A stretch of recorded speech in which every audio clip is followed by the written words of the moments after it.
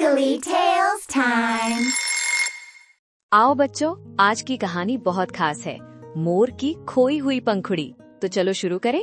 सुबह की धूप में नीला मोर नीलू इतराते हुए नाचा। उसकी कलगी चमकी और दिल खिल उठा। बयार चली तो उसके पंख रंगों से खिल उठे। नीलू मुस्कुराकर बोला, क्या बात है। तभी एक चमकती पंखुड़ी हल्की सी डगमगाई। नीलू चौंका और उसने सिर घुमा लिया। एक झोंके में वो पंखुड़ी उड़कर दूर चली गई। नीलू, अरे मेरी सबसे सुंदर पंखुड़ी। वो दौड़ा पर पंखुड़ी झाड़ियों के पार खो गई। नीलू का दिल धक धक करने लगा। उसने गहरी सांस लेकर फैसला किया, मैं इसे ढूंढूंगा जो भी हो। तभी गिलहरी सिमी खुदक कर आई, मदद चाहिए, मैं साथ हूँ।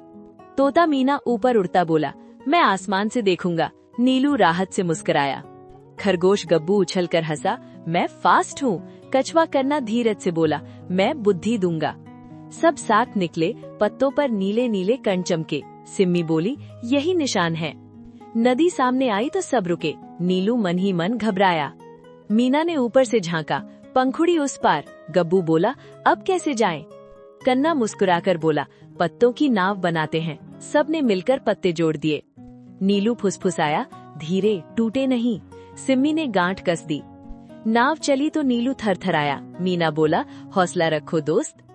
अचानक तेज हवा आई और पंखुड़ी उछल गई। गब्बू चिल्लाया, अरे रे रे रे। एक कौवे उसे पकड़कर बोला, ये मेरी सजावट। नीलू विनम्र होकर बोला, कृपया वापस दे। सिम्मी ने कहा, ये नीलू का दिल है। कन्ना ने शांत स्वर में जोड़ा, साझा करना सुंदरता है। कौवा ठिठका, फिर नरम पड़ गया। ठीक है, दोस्ती बड़ी चीज है। उसने पंखुड़ी छोड़ दी। सबने शुक्रिया कहा। नीलू की आंखें चमक उठी, पर पंखुड़ी फिर आगे झाड़ी में फंस गई। मीना बोला, ध्यान से, कांटे हैं। और हाँ दोस्तों, कहानी पसंद आए तो लाइक कर दो, सब्सक्राइब करो, नहीं तो गब्बू नाराज हो जाएगा। सिम्मी ने फुर्ती से कांटों को अलग किया। वो बोली, धीरे धीरे खींचो।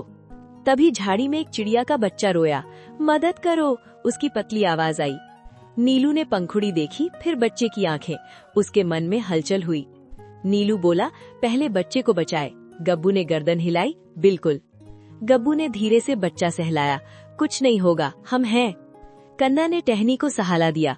मीना ने रास्ता दिखाकर कहा, ऊपर उठाओ। सिम्मी ने कांटे हटाए। बच्चा बाहर निकला। वो चहक कर बोला, धन्यवाद।